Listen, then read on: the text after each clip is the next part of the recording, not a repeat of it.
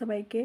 আর আজকে আমার ডিউটিতে আমি ছুটি নিয়েছি, কারণ আজ আছে আমাদের বাড়িতে লক্ষ্মী পুজো। আর আমি স্নান সেরে নিয়েছি, মামামকে খাইয়ে রেডি করে সমস্ত মোটামুটি যা কাজ ছিল সমস্ত কিছু সেরে আমি রেডি হয়ে গেছি স্নান করে। এবার আমি যাব লক্ষ্মী পাতবো, তারপরে আলপনা দেবো, ফুল তুলবো, সমস্ত কিছু জোগাড় করব। সেটা সবটাই তোমাদের সাথে আজকে শেয়ার করব। তোমরা দেখতে থাকো, ভালো লাগলে চ্যানেলটাকে অবশ্যই সাবস্ক্রাইব করে দিও। আর এই যে এটা হলো আমাদের ঠাকুর ঘর। আজকে এখানেই পুজো হবে, লক্ষ্মী পাতা হবে, সবটাই তোমাদের সাথে শেয়ার করব এবং তোমরা দেখতে থাকো। এবার আমি আলপনাটা দিয়ে নিচ্ছি। আলপনা দিতে খুব একটা পারি না, তবু চেষ্টা করি। আর দিতে দিতে দিতে দিতে তখন মনে হয় এটা করি, ওটা করি, সেটা করি, করতে করতে মোটামুটি ভালোই হয়, খারাপ হয় না। আসলে আলপনা দিতে গেলে ধৈর্য লাগে, সময় লাগে, তার কোনোটাই আমার নেই। ধৈর্যও নেই আর সময়ও নেই, সময়েরও বড় অভাব। কিন্তু যতটা পারি চেষ্টা করি। আর সবথেকে বড় কথা হলো আলপনা দিতে আমার খুব ভালো লাগে। তাই আমি বৃহস্পতিবার দিন বেশিরভাগ দিনই আমি আলপনা দিই, কিন্তু এখন সময় পাই না, বাচ্চা মেয়ে এবং বাইরেও কাজ, সেই জন্য অতটা সময় হয় না। আর এখন তো আলপনা দেওয়া হয়ে গেছে, এবার আমি পেতে নেব লক্ষ্মীটা। আর আমাদের লক্ষ্মী এরকম গামলায় পাততে হয়। লক্ষ্মী পাতাটা মোটামুটি হয়ে গেছে আর আলপনা দেওয়াও কমপ্লিট হয়ে গেছে। এবার বাইরের দিকে গিয়েছিলাম, আর ছাদেও কটা গাছ আছে, সেখান থেকে তুলে নেব ফুল। আর এই যে আমার ফুল তোলা হয়ে গেছে, আর এখন ফল কেটে নেব। আর ফল কেটে নেওয়া কমপ্লিট হয়ে গেছে।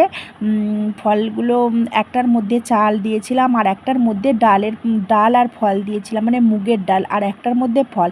আর এটা হচ্ছে আমাদের যে ভোগ রান্না হবে তার জন্য নারকেল, চিনি আর বাতাসা আর খেজুরটা দিয়ে দিয়েছিলাম ভোগের মধ্যে। চাল আর খেজুর একসঙ্গে সিদ্ধ করতে এই যেখানে ছোট গ্যাসে বসিয়ে দিয়েছিলাম। আর আমার ভোগ কমপ্লিট হয়ে গেছে ঠাকুরকে দেওয়ার জন্য। আগে কিন্তু হবে পুজো।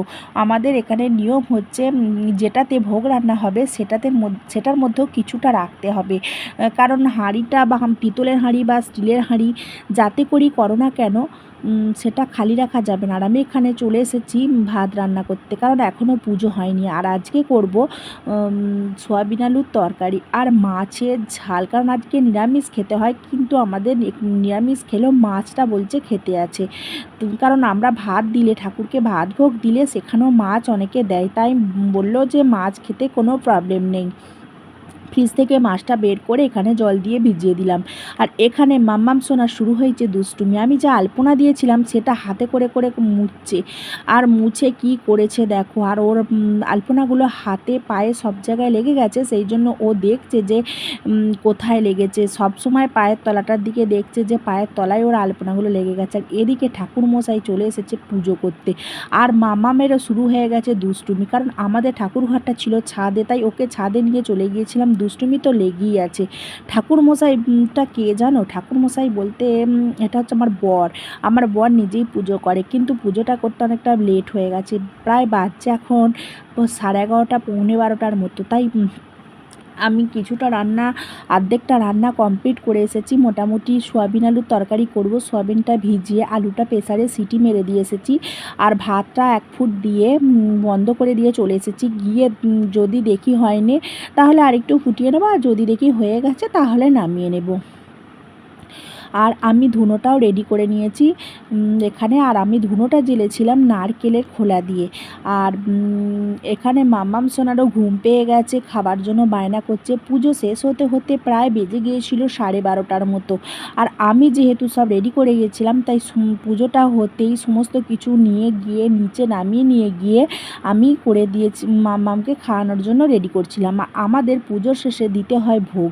পুজো আর ভোগ একসঙ্গে দেওয়া চলে না, তাই পুজো হয়ে যাবার পর ভোগটা এখানে দিয়ে নিচ্ছে। আর মাম্মাম সোনা কী করছে দেখো।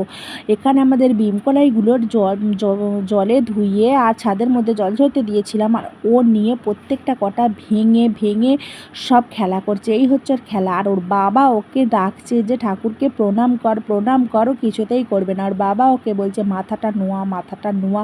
সে তো ও নোয়াবেও না, আর হাত জোর করতে বলছে, হাত জোরও করবে না জানো। ওকে কি জোর করে করানো যায় বলো? ও তো বাচ্চা মানুষ, ছোট মানুষ। আর ও সেই দেখাচ্ছে বাতাসা খাবে।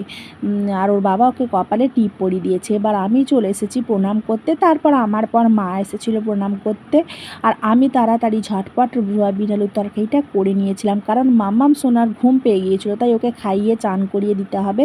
না হলে তো ঘুমিয়ে পড়লে আর কিছুই হবে না। আর আমি এখানে করে নিয়েছিলাম মাছের ঝাল। আজকে যেহেতু অনেকটা বেলা হয়ে গিয়েছিল, তাই ওই সয়াবিন তরকারি আর মাছের ঝালটাই করেছিলাম। আর মাম্মাম সোনার লাঞ্চে দিয়ে দিয়েছিলাম মাছ ভাজা আর সয়াবিন আলুর তরকারি আর ভাত। আর মাম্মাম সোনাকে আমি খাওয়াতেও বসে পড়েছিলাম, কিন্তু ও খাচ্ছিল না, একটু করে মুখে নিয়ে ফেলে দিচ্ছিল। আজকের ভিডিওটা এখানেই শেষ করলাম। ভালো লাগলে অবশ্যই লাইক, কমেন্ট, শেয়ার করো। আর চ্যানেলটাকে অবশ্যই সাবস্ক্রাইব করে দিও। মাম্মাম সোনাকে আমি এখানে ভাত খাওয়াচ্ছি, কিন্তু সে তো খাবে না। ওকে ফোন দেখিয়ে গল্প বলে সে খাওয়াচ্ছি, কিন্তু কিছুতেই কিছু হচ্ছে না। শেষে আবার ফোনটা চালিয়ে দিয়েছিলাম। ফোনের মধ্যে যে বাচ্চাদের গানগুলো হয় না, সেগুলো চালিয়ে দিয়েছিলাম।